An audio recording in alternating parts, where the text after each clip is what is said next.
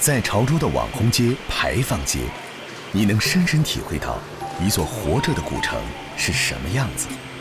人们在过往的风貌中演绎现代生活。9点前是牌坊街的通车时间，买完菜的林派正赶着回店。作为潮菜师傅，在外走南闯北10来年的林派，5年前回到潮州。好精成型，上面釜山鸡蛋。从叔叔手上接下的这间潮州饭店，是街上唯一的国营老字号。店里的招牌就是各式的潮州小吃。我这个是酥肉，它是半煎半炸的。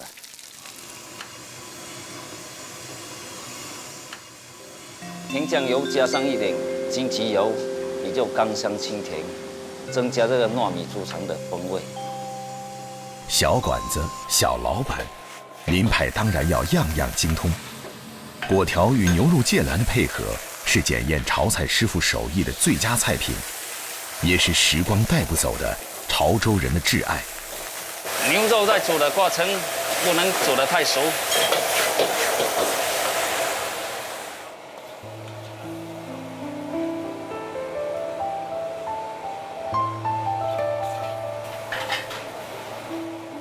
来喽，上菜啊！这个老店，他专门来找这个店吃的。传统的做法最能吸引老潮州们，但本地的客流并不能缓解林派的经营压力。国庆4、5万，平时1万多，现在几百。在里面做特色小吃。今年反复的零星疫情，让这条平日里游人如织的网红街饱受冲击。有做事一天一下子就过了，没做事呢，一天真的做得比较累。生意清淡，闲下来的林派开始关注孩子的学习。考得不好没关系，慢慢来，向姐姐学习。他比较勤奋。可能长大了也是个人才，对吧？是不是？一起努力，啊！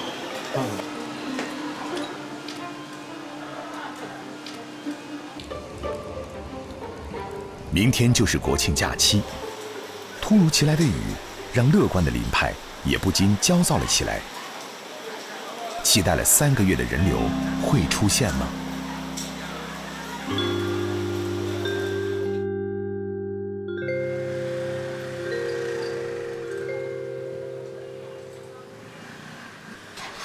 简单的米食，在潮州如同百样人生，能生出万千变化。米浆倒入小盅，猛火蒸10分钟，洁白如豆腐的米果自然形成凹洞，填上炒制好的菜脯粒，香韧可口的果皮混合着菜脯的咸香味儿，丰富的口感让咸水果成为潮州饭店不可缺少的一味平价小吃。谢谢啊。这一片他家做的咸水果比较地道，比较好吃。来看。街坊四邻的手艺丰富了店里小吃的种类，但店里最有特色的一道米食，林派总是亲自上手。这个米泡了4个小时左右，准备用来磨浆，然后吹热高管。今天是国庆，我们就做多一点。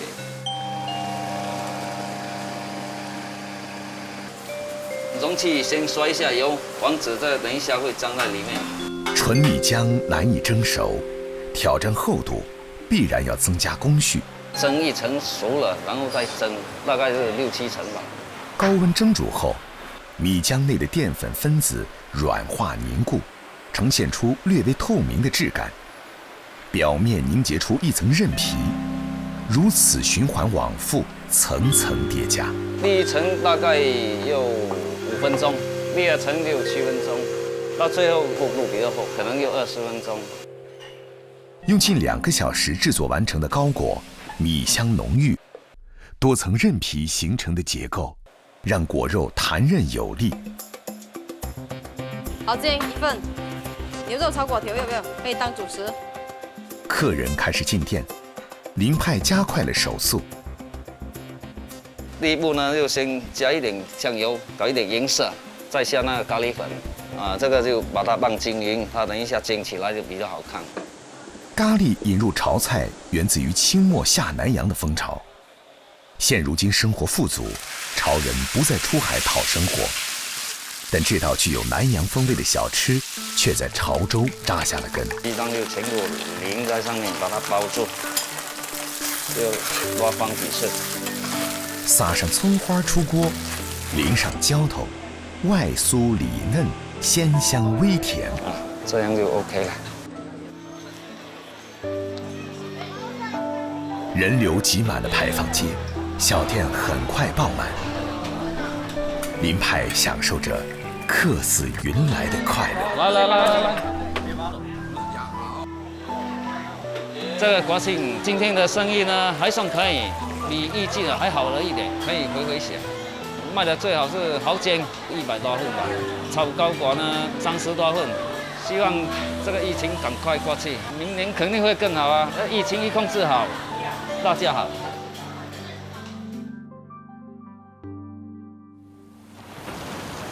在潮之洲，潮水往复。以蚝为生的蚝乡景洲，有着长达10多公里的海岸线，近海处虾塘密布，给海湾的浮游生物提供了充足的养分。平均5米的水深，利于固定蚝排，让这里成了一片绝佳的生蚝养殖场。11月，景洲湾养殖的生蚝正处于育肥的关键期。最近雨水偏多，林朝伟接到了一个不好的消息。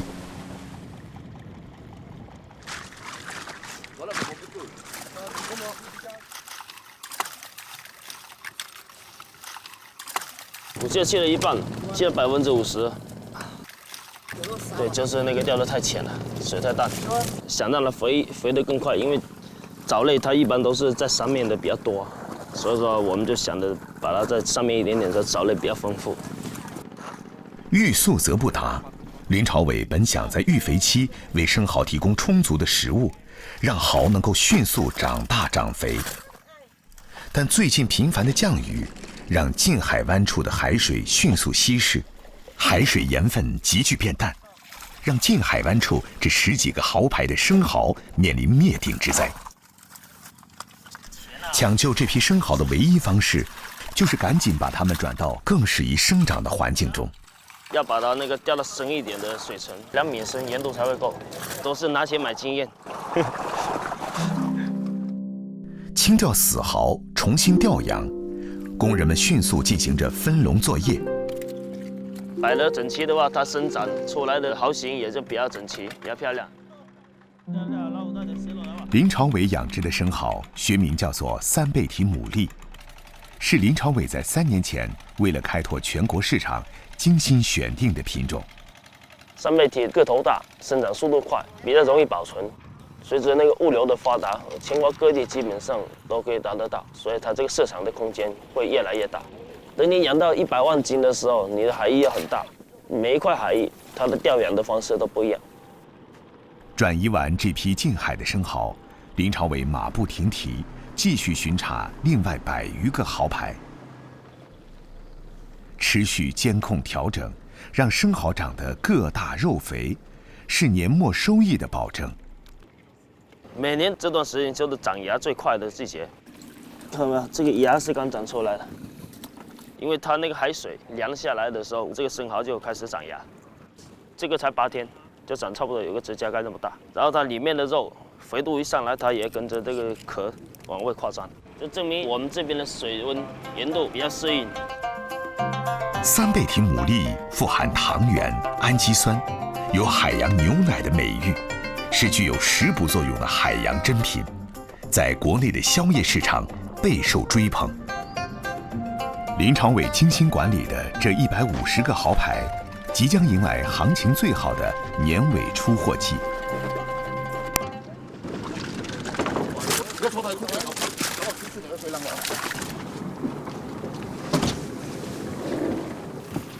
这都是养了很长时间的了，像这么一大个，要10来块钱，过10来天，它肥度会更好一点。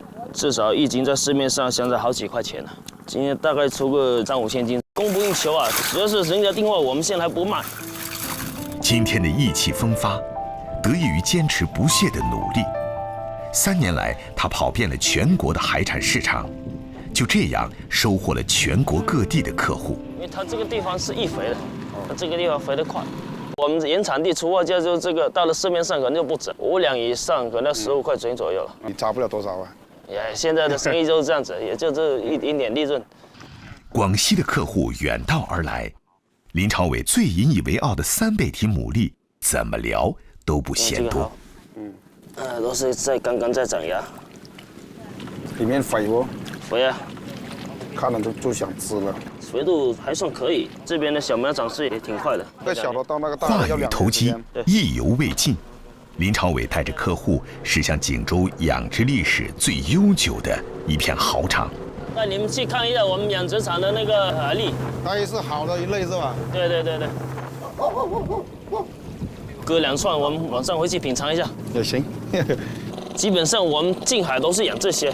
这种蚝的话，就是我们做的蚝仔煎。你们那边应该拿去煲汤的比较多吧？福州比较多。这片蚝场出产的是锦州产量最大的太平洋牡蛎，它在当地有一种特殊的养殖手法，将牡蛎挂在海面固定的高度，退潮时，牡蛎会有几个小时晒到阳光。这种经历过日晒的蚝，壳体坚硬，肉质更加紧实。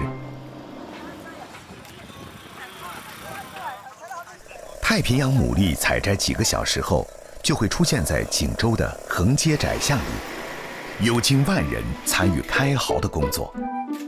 锦州人开蚝技术娴熟，这种特殊的手工技能，即使在机械横行的现在，依旧无法取代。太平洋牡蛎煮熟后，紧实圆润，黑耳白肚，状似珍珠。它有个让人熟悉的名字——珠蚝。天色渐晚，蚝排上的小厨房里热气腾腾。滚熟的粥底加入猪肉、鲜油，起锅前下入刚取的猪蚝，海鲜丰富的氨基酸充分释放，鲜也就在这碗粥里尽情绽放。3倍体牡蛎则直接上炭火炙烤。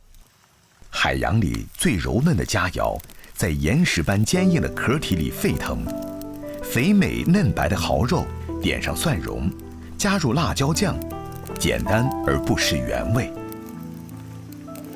丰腴的蚝肉裹上芡汁，入油锅炸至金黄色，外酥里嫩，又是一道让人不能自拔的美味。啊，这是炸蚝啊，炸最的啊，沾点这个汁，炸这个汁，同享美食是人与人拉近距离的最佳方式。在林朝伟看来，海鲜最能带来味蕾的满足。在这片海域，只要肯干，就一定会有回报。好吃，多水点哈，多水点。在韩公宴的菜式中，炭烧响螺当属其中最具怀旧色彩的。深海出产的响螺无法人工饲养，5到8年才能长成一个1斤半重的响螺，制作过程也颇费功夫。花雕酒加入响螺加热，在柔和的炭火中，螺肉收缩，将附着在螺肉里的粘液和杂质清洗出来。加入烧汁，文火烧制，不断转动，好让外壳均匀受热，以免烧焦爆裂。等到烧汁被螺肉渐渐吸收，响螺才算烧制完成。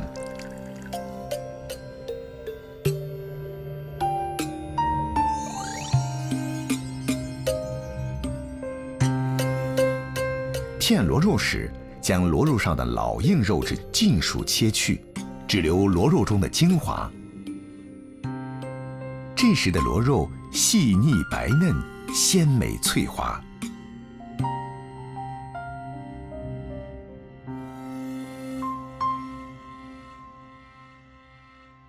潮菜烹饪以海鲜见长，本港的七彩大龙虾，去除外壳和筋膜，只取中间晶莹饱满的肉身，在高汤中煨熟。有些潮菜看似清淡素雅，功夫全在背后。为了不破坏虾肉纤维，放凉后得用手撕成小块，才能体会到龙虾最鲜甜弹牙的口感。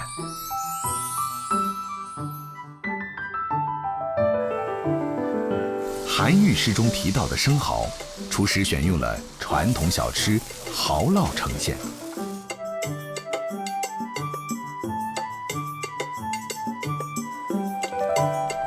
潮汕地区在古代曾经是最大的蔗糖产区，造成了潮汕人嗜甜的饮食习惯。反沙芋头是潮菜的代表甜品之一，糖裹在芋头表面，犹如铺上一层雪花。有中国最高端菜系之称的潮州菜上溯汉唐，时至今日，潮州菜已经成为独具潮文化特色的中国名菜之一。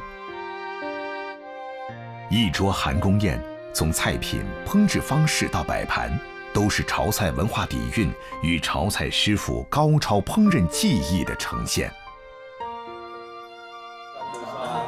今天，张生请来了潮州文史活字典曾楚南老师，对调整后的菜式进行品鉴。正是一直研究韩愈诗词的曾老师，最早提议将韩愈的诗句融入美食，才有了韩公宴的诞生。而对张生来说，对潮菜的研究不会止于复原韩公宴，把潮菜宴席推向全国，让更多人认识潮菜文化，才是他们努力的方向。